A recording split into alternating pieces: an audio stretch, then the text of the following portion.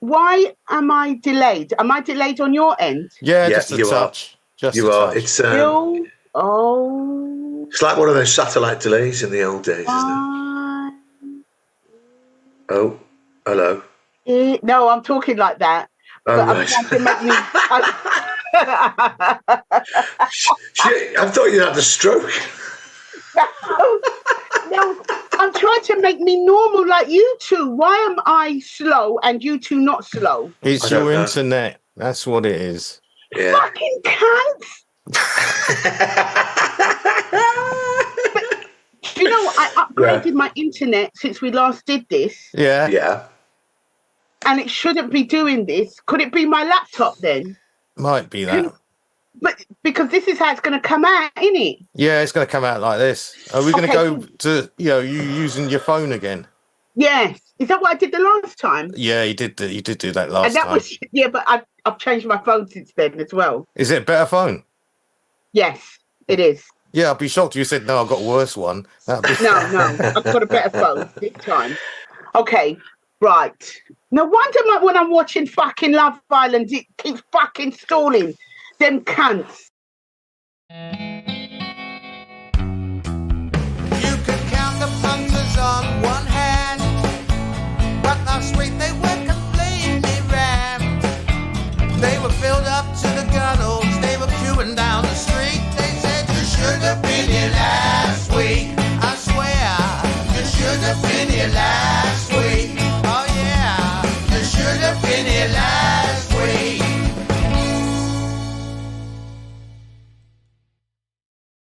Hello and welcome to the latest edition of You Should Have Been Here Last Week, the podcast hosted by myself, Steve Gribbin, and my fellow comedian, Paul Ricketts. What a wonderful day. You Should Have Been Here Last Week is the comedy podcast that pulls back the glittery curtain to peer at the often shrouded world of comedy lurking in the shadows.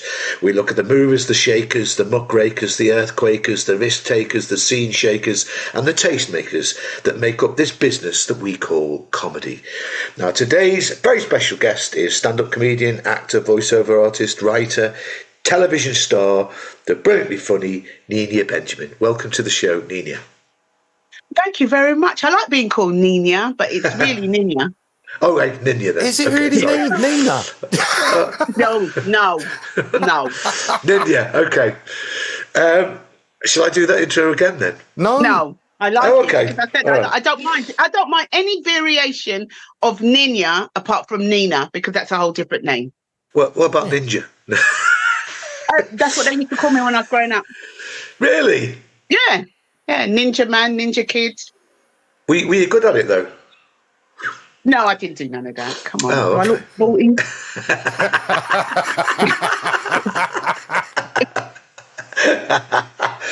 Although I did throw 14 metres in javelin at school, though, and I could have competed, but who wanted to throw javelin? Yeah, that's true. I mean, Tessa Sanderson, she did. Yeah, well, I would have been, because that's my era, Tessa Sanderson time. We seldom talk about how good comedy is in terms of as a job. And so I thought I might ask, to get into that, though, what was the worst job you'd done? I've never had a worse job. My personality doesn't allow me to have a worse job. I mean, maybe it was when I first started with the council, and part of that job was I had to go to college one day a week because I was doing the YTS scheme. So you had to go to college one day a week, and I loved school, but I didn't like academia. I absolutely loved school, but I didn't like there was homework attached to that college, which I never did. So I didn't do it at school. I sure as hell ain't going to do it at college. So that was the worst aspect of my job, was that year I remember having to go to college one day a week. So what's the best thing about comedy then? I think for me, it is conveying your point of view to people you do not know at all and making them laugh at your point of view.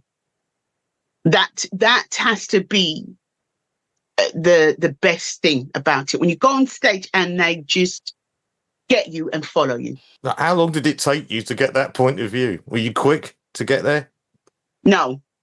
it didn't take me that till I had an epiphany moment. It took me at least 15, 16 years, considering I've been doing this 25. Wow. Really. I didn't even think that until I went, oh my God, it's 2025.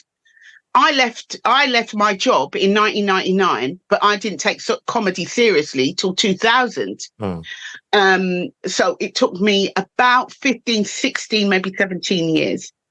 Even though long time ago in Bethlehem, Sean Mayo said to me that it takes you 10 years to find your voice. I didn't know what that meant, you know? So yeah, that's when I really came to the idea that, my gosh, these people really can be shaped. You know what I mean? So that's why, although sometimes people say, is that right or wrong? That's why I go on stage and I have fun. You know, it's not that I'm saying fuck the audience, but to a degree, if you can't embrace and enjoy that moment, then people who've paid their big old hard-earned money are not going to go with you because A, they don't believe you, and B, they couldn't give a shit about you. And what the hell are you saying? And you don't even look like you're having fun. Why should I have fun? So that's my philosophy. Yeah. Where was your first ever gig? Do you remember it? Purple Turtle. Lots of us started at Purple Turtle. Purple Turtle, that road, it's in Islington. Essex Road, yeah. That was my very first real gig. That was my very first real gig to start on the circuit. But my very first gig was doing a sketch show that I used to, because I used to act before stand-up with Jeff Schumann. He used to do sketch shows and have lots of different actors, and we would act out his different funny sketches. And he didn't have enough. He hadn't written a sketch, and he goes, Ninia, you're so funny, do stand-up. I goes, me? Oh my gosh, I'm not a stand-up comedian. I need direction. I need to be blocked. I need to know my motivation for standing here and there. Because as an actress, not no stand-up. Because then you can do it. And I wrote this awful 5 minutes, which I do have somewhere. It's so gross. It's so unfunny. And that was my real first stand-up. And that would have been about 93, maybe. A big gap then. It's like 7-year gap before you decided to do it. Because I hated it so much, I said I would never do this again. And then I got made redundant. I thought, well, I am going to do it again. That's what happened, yeah. Yeah. Do you remember who was on with you at the Purple Turtle? Do you remember any of the acts? Could of Marcus Birdman been there? Because there's about 10 of us who all started at the same time. Marcus Birdman, Jared Christmas, Matt Blaze, although he's doesn't do it anymore. Jimmy Carr, Zoe Lyons, I believe, Sally Ann Hayward, Greg Davis. That's all my contemporaries. And you know, here I am, the one doing their podcast from them flipping mobile phone because their laptop is so crap. They have to change it, and all the rest of them are in Australia, flying and on telly, and I'm here on my mobile. Well, because my laptop's shit and then shit on a hot shit day. So, yeah. So when you did the acting then, I mean, don't you have essays to do with that? Don't you have to write about Shakespeare and stuff? And No, because I was just acting. You'd get the script and you'd learn the script. Have convey it how you felt until you got direction from the director going, oh, wouldn't you think there'd be a little bit more sadder here? Couldn't you do this? And as you're saying that, stretch for the glass of wine. And before you say that word, sip a glass of wine. And that's a beautiful thing about blocking, and which stand-up doesn't have. But one of the best things about doing solo comedy is, comedy is that no one's telling you what to do. That's the utter freedom of it, isn't it? Because I used to be an actor, and I got fed up one day. The director was giving me some notes. I told him to fuck off. because I was just fed up. I just fed up Yeah. of being told what to do, and I obviously wasn't suited to being an actor. And then I couldn't believe when I started comedy that you have a thought at 12 o'clock that day, and if you go on stage at 7 o'clock at night, you can do it. Yeah. Yeah. Truly. I mean, but I didn't know that until I didn't do acting anymore. But I mean, I still do act. That's a lie. I still do act if I can get a part. But yeah, they both give me freedom in a different way because I've got a vivid imagination. So, but did you do any of the classics? You were in Shakespeare or Ibsen? I did do a Shakespearean play. Which one? Okay, they attributed it, depending on if you're American or English, and it was called the Yorkshire Tragedy. And I actually played the lead. And I always remember my first line. What will become of us? My husband, oh, I can't remember the part. I know, I was poised to applaud. Yeah. I was going to throw a bunch of flowers. Wait. What will become of us? My husband never ceases an expense. Basically, for those who might not, she's saying, what's going to happen because my husband spent out all the frigging money. Yeah. So, yeah, it was all that. And I had to learn how to not make it rhyme because, Shakespeare kind of rhymed. They're not saying that he wrote it, but they've said that it was attributed to him. So, yeah, I have done the classics. I've sang on stage. I've actually not got a bad voice. I do. So all of that. Yeah. And how did Three Non-Blondes sort of come about? What's the process of that? So that was Gary Reese, who was the producer. I had to, when I first started, I got an agent straight away, which was Comedy Caf Management at the time, and they wanted me, and I was emceeing a showcase night. I'd never emceed in my life. And apparently I got all these TV execs who were coming to see all these different sketches or whatever. And I got these big time television producers to count to 10. And Gary said to himself, how the audacity of her to even get them to count to 10. And they counted to 10. And he just went, this is around the time of Smack the Pony. And he brought some black actresses together and said, why is there no black women on telly being funny? And that's how it came about. And it then came down to me, Jocelyn and Tamika. And that's how Three Non-Blondes came around. We were manufactured like Girls Aloud or Spice Girls. We were manufactured. I would say you had the fat one, you had the big boobed one, and you had the short one. It was a very successful show, wasn't it, Three Non-Blondes? It was very successful. It got higher ratings than another show that was carried forward. Oh shit. It did get higher ratings. It got me to go to LA for the first time. Actually, I'd always wanted to go to LA, because BBC America picked it up as well. So then, it for me, the success of it is my auntie in Dominica phoning mummy. My mum was not into me being no flipping actress thing. And my auntie in Dominica going, I just saw Ninia on the telly. I can't believe it. Oh, my God. So to me, that is success. That is success. I mean, what was it like in America? I mean, did you try comedy over there or? No, I bottled it. I've been to America quite a few times, but me and Jason Wood, God rest his soul, my brethren, my friend, we went to Vegas and Jason had the bottle to do stand-up and I could have, and I just bottled it. And I've had so many Americans say, oh my gosh, you would just do so well in America. And I'm sure I would, but maybe I just have that fear that makes me go, so I didn't do it. And Jason did it and they loved him. And even him doing what he does, although we're not similar, and I was going, oh my gosh, I could have said that, this, that. It still didn't make me go, oh, I want to get on that stage, because I did not want to get on that stage. But that's my relationship with stand-up comedy. That's why I put down my success or lack thereof solely on my shoulders, nobody else's, solely on my shoulders, in how much I have truly, truly pursued stand-up comedy. And yes, now I know I'm good, but I didn't know I was good for a very, very long time. And we're talking about only in the last year, like 4 years, maybe 4 or 5 years. 2019. Remember talking to you years ago, and I was always shocked how little confidence you seemed to have. And you didn't seem to know how good you were.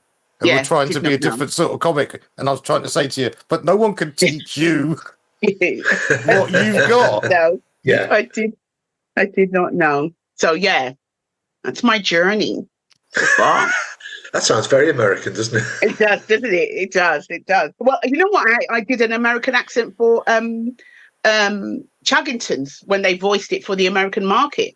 I actually got a job playing an American train. Not physically, but I was the voice of an American train. No. Do you think something could have been done for you on the back of Three Non-Blondes, that it could have given you some sort of vehicle? Yeah, I could have, but then, how many fat black women did they have on telly at the time? At the time, they would have had, Rusty Lee. So I knew. Like, honestly, it's like Highlander. There can be only one. Yeah, and it's got to be Rusty Lee. Yeah. So, but hey, that's that. It's just how it goes. It's just how it goes. And if you don't realise that, you can get bitter. So, and that is why I got so many celebrity-led shows. I was a kind of celebrity, but was I really? And so that's why I did all these shows, and I was so popular in them because I just ran. Honestly, it oozes out of me. It comes out of my pores. They just, because when I go and do these shows, when you watch, I'm not competitive, but I do like having a go. If I ain't done it before, I want to have a go. Yeah, once I've done it, that's it. Yeah. So, I think that's one of the reasons why off the back of it, I got these celebrity-led shows, but nothing of significance. None of them that were life-changing could pay off a mortgage shows. None of them ones. Got the other one, but not none of them ones, So, that could be. But hey, that's how it is. So what's your favourite one out of them shows? Because you do like them. Oh, my gosh. All right. I really, really, although it was the most taxing, I think I really loved Total Wipeout, Celebrity Total Wipeout. That was funny. And I think I loved Celebrity Total Wipeout because I do love the water. And it mainly because of the Argentinian, what people couldn't see. There was Argentinian keep you alive people in the swimming pools, out of camera shot, that if you did get stuck, they had to help you. And let me tell you, them pieces of men and handsome, and any chance I could go, that's me. Because there's even a shot of it where I saw there were two of them waiting at the bottom of this slide. You got to go down the slide and then jump on this thing. Jumping. Because I sure as hell ain't jumping. And I went right down into the slide, into the water. And they had to help me back up. And of course, when you're getting somebody out of the swimming pool, you can't just, go, oh, let me take your hand so graciously. And they can't really get out of the swimming pool. They have to do it. So you see, if you watch it, because it's on YouTube, you see one of them, he's got his hand, imagine that's my bum, and he's like pushing my backy up. And I'm like, oh, yeah, because I love men. So why wouldn't I want men touching me in that way? Oh, that was the best, because I fell in that water so many times. I can swim, because I learned to swim as an adult, but yeah, that was one of my fun ones. But then the hair cutting was fun because I made really good friends with Brandon Block and Lee Stafford, or Carl Park as I used to call him. But then I really had fun at the circus. I did celebrity, Cirque du Celebrity. Basically, we had to do circus skills. Now, let me tell you now, I wasn't about to do no show.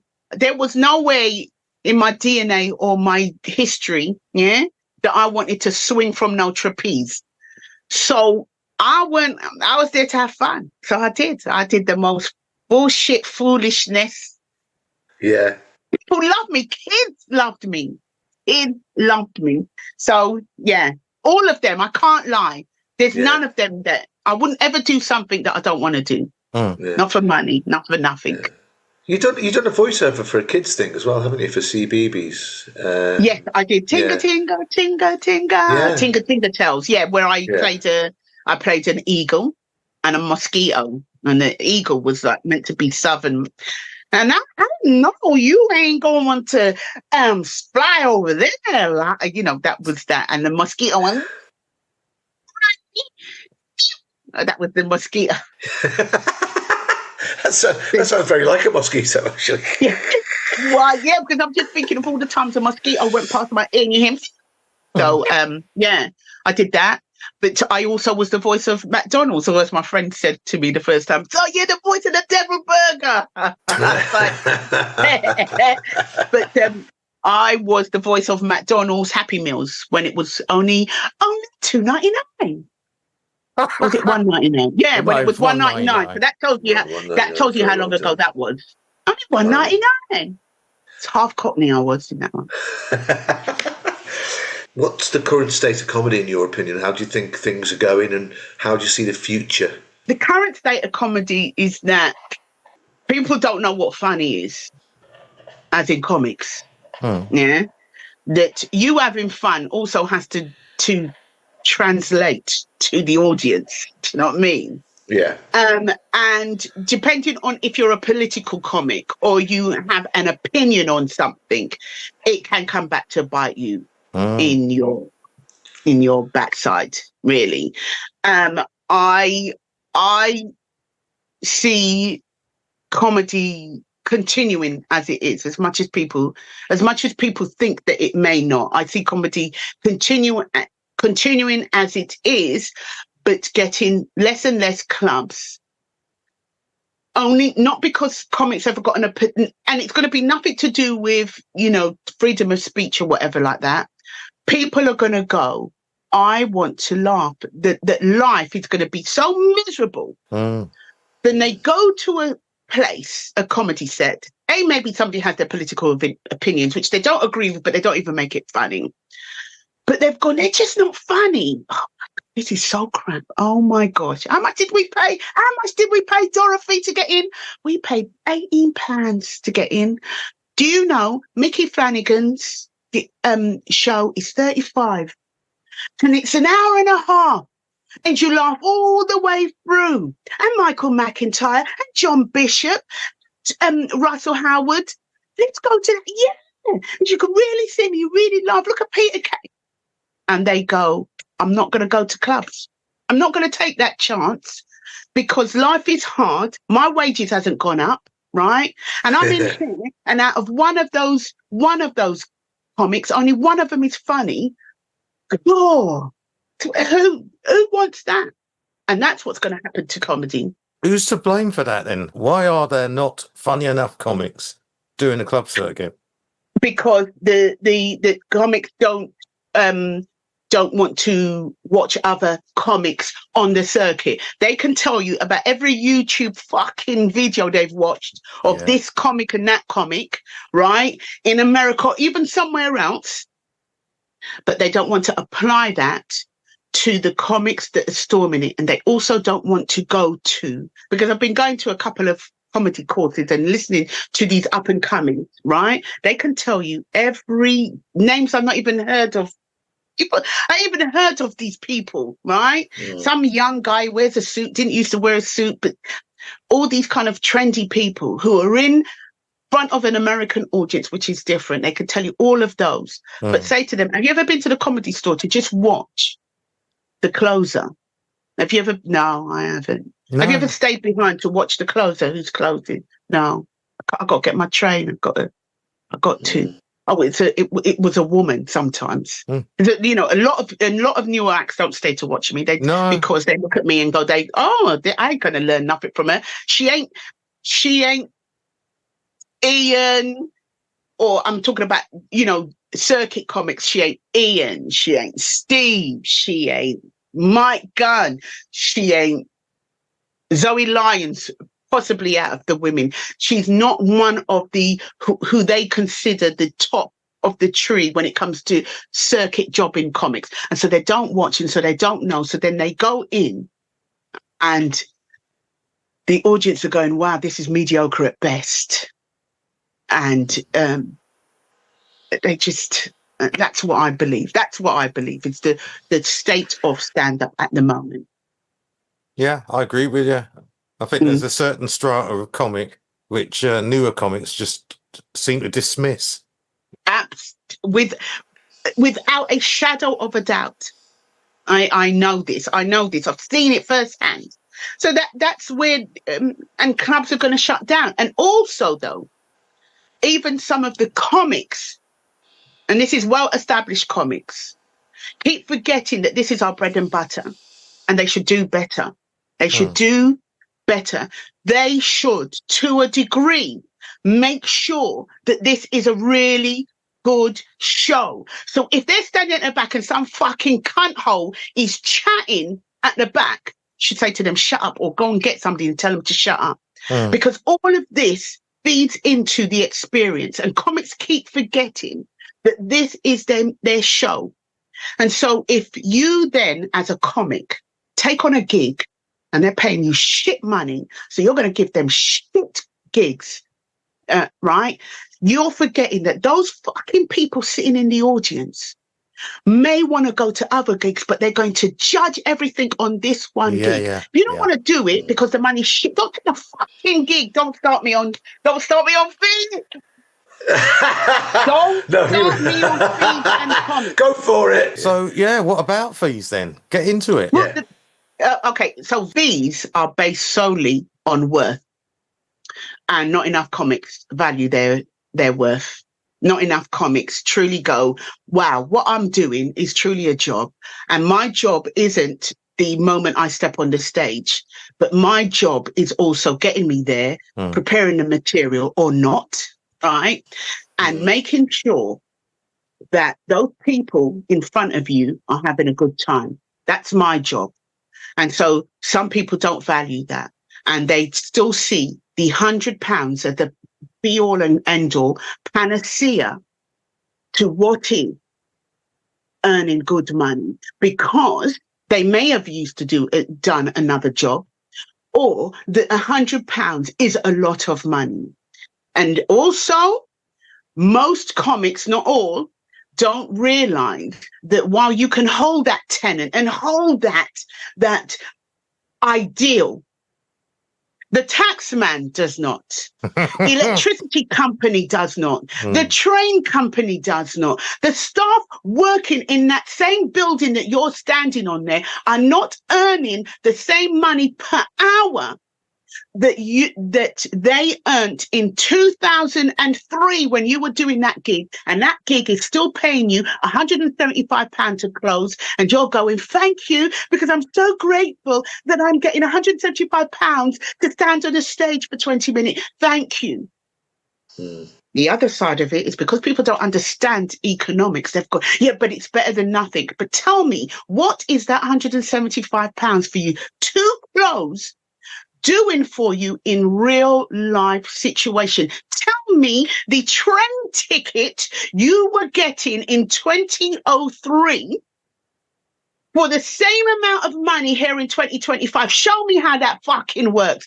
Tell me the fucking sandwich you buy at Euston train station that you were paying £1.80 for in 2003. Show me that same fucking sandwich now in 2025 and tell me how it's working for you. It's working. Oh, it's working for you. Show me the hotel room that you still pay that what you're paying for.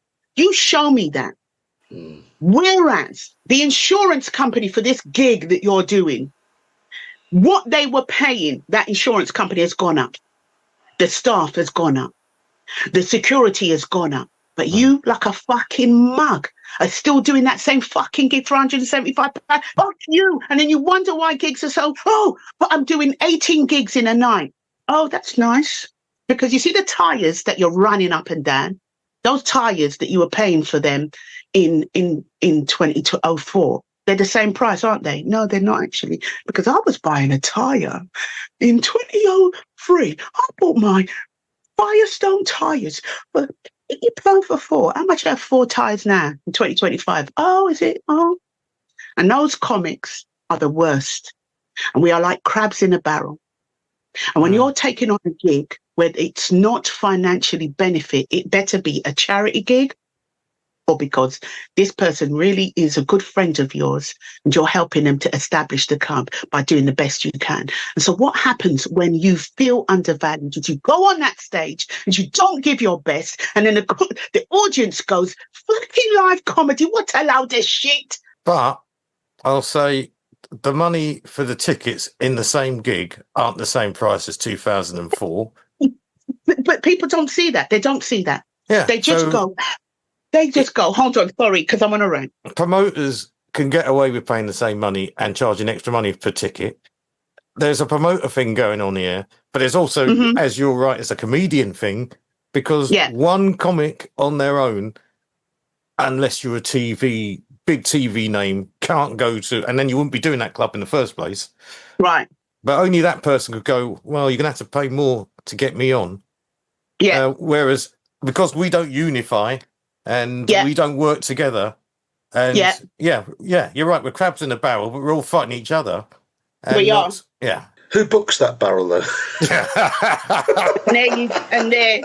and this is where my sense of humour leaves me. You know, this is where my sense of humour. That's why I despair when I look at Pro Comics page. I despair.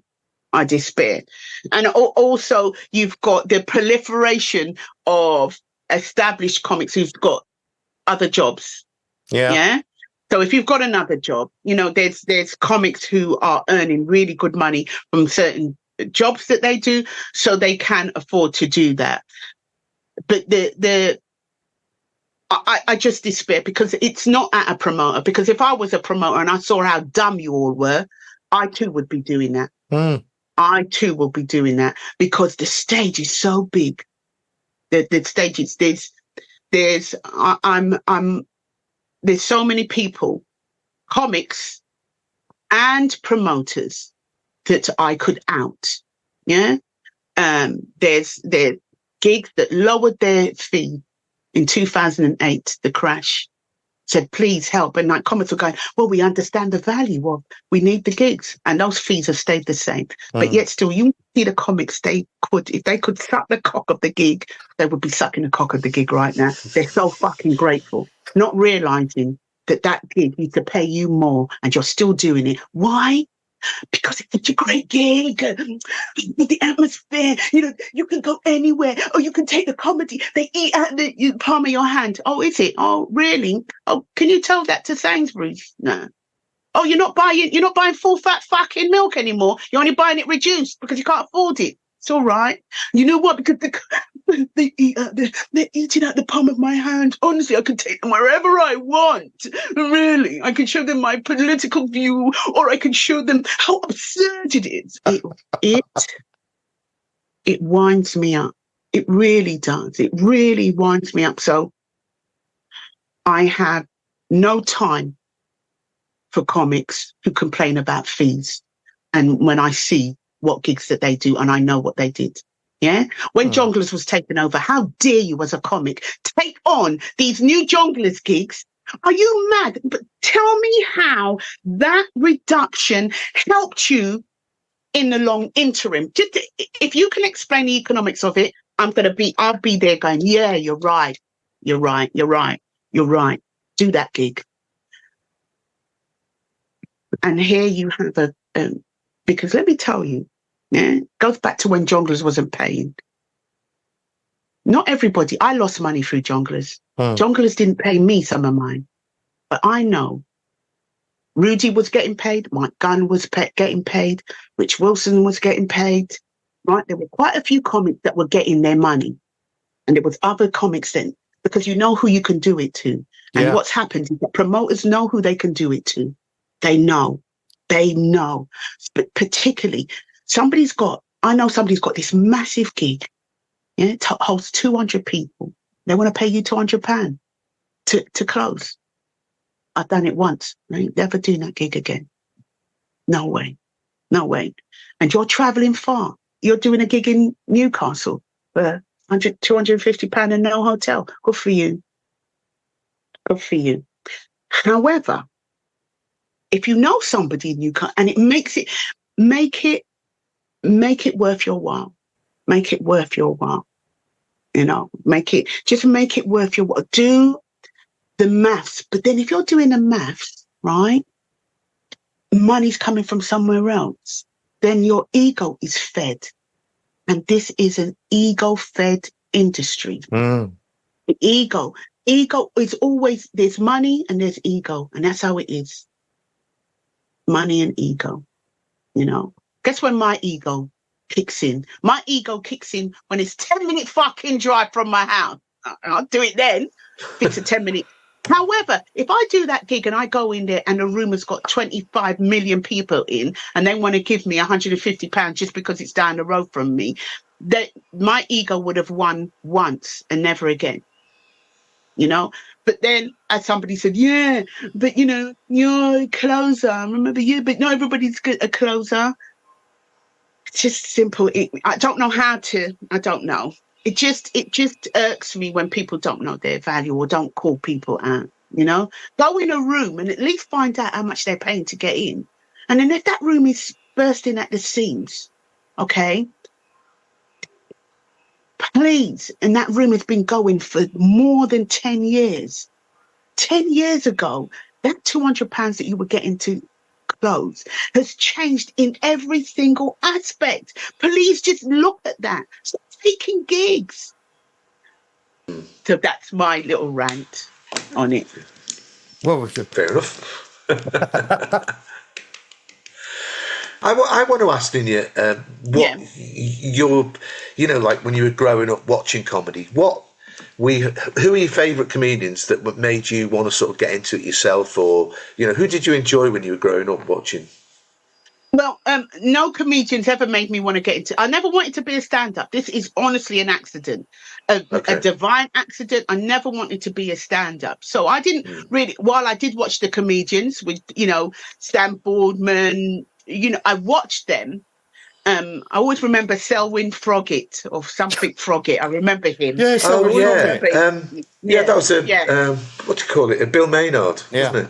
Oh, is that his real name? Yeah, he used to go, all right, like that, didn't he? Selwyn Froggatt. I always remember that, but it didn't ever make me want to. You know, when I watched telly, I just wanted to act. I just saw these people, and that was just a sideline of wanting to watch telly and seeing those comedians. But really what made me decide to go into stand-up comedy were three people: Whoopi Goldberg, Roseanne Barr, and Robin Williams, because they were the only ones at the time that I knew had started as stand-up, and here they were acting.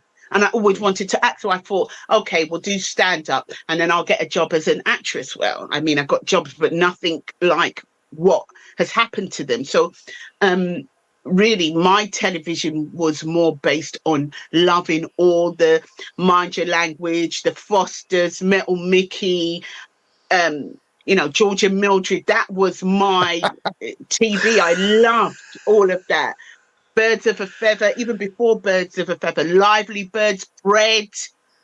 I watched that going, oh my gosh, I would love that. It's funny, but like, oh, I'd love to be doing what they're doing. And that's what I didn't really seek out stand-up. I've never sought out stand-up. And while I do find people funny on screens, they're much funnier in person, you know, and much funnier in person. So that was my growing up. You know, I used to do a very good, oh, Betty, the cat had pissed in the garden. I used to always do Frank Spencer. That was one of my turns. Everyone did Frank Spencer. Everyone did, didn't they? It was your first impression. It was always Frank Spencer. It was. And Harold Wilson. I used to do Harold Wilson as well. I used to do Harold Wilson as well. I used to do all the great. I think we've got to thank you for being on the show now. Oh, unless you've got some other things you want to talk about, get off your chest. No.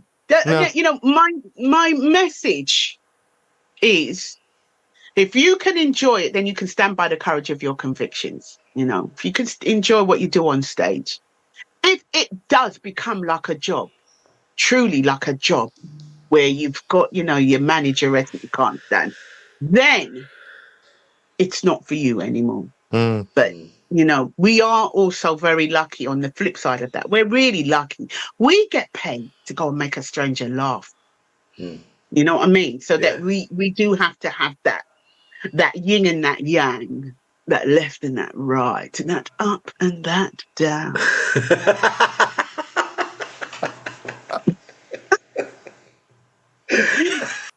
So with that, gentlemen, I want to bid you a very prosperous new year. Thank you very much, Ninia. Thanks for being on. All right, darling. See you soon. Give me 2 minutes. Okay, to leave. Take you I'm 2 leaving in minutes to turn 5, this 4, off. 3, 2, 5. So that was the strident. The strident Ninia Benjamin. Another person that we interviewed previously, and then the recording got destroyed. So it's always good to talk to her, and just great fun. She's fantastic. Yeah. And what she was saying about fees, that is unfortunately true. So we are coming up to our 50th show pretty soon. Woohoo! And the average amount of shows that a podcast apparently lasts is 7. If you get past 7, you're doing well. So we're on our way to 50. I don't know how we should celebrate it. Any suggestions that you want to make for what we should do for our 50th show? Could be invite a special guest, make it your last show. Who knows what you could be saying? Yeah. Could have 50 comics on one episode, couldn't we? Which should be a long episode. Yeah, it'd be like Edinburgh. That would be just like being stuck in a bad bar in Edinburgh with lots of comics looking over their shoulder to see more famous comics coming in. Is that? Yeah. But we have the 50th show, so any suggestions we'll take on board. And if you've enjoyed the show, like, subscribe. I remember share this time. I remember share. And if you have any messages to send us, any comments, please put them down there. Anything that's happening in your life, just tell us in the comments section if you have that option, and if you're listening or if you're watching. And I think that's about it. Anything else? Spread the word. That's it. Just tell everybody about this. Yeah, spread the word, man. Spread the word, around ribbon. the world. That's the Spread the word, ribbon. Yeah, like a religious fervour, like a missionary. Yeah. Well, just say thanks for listening. Yes, and watching. And we'll see you on the next one. Goodbye. Goodbye. Goodbye. Goodbye, everybody. They said you should have been here last week. I swear.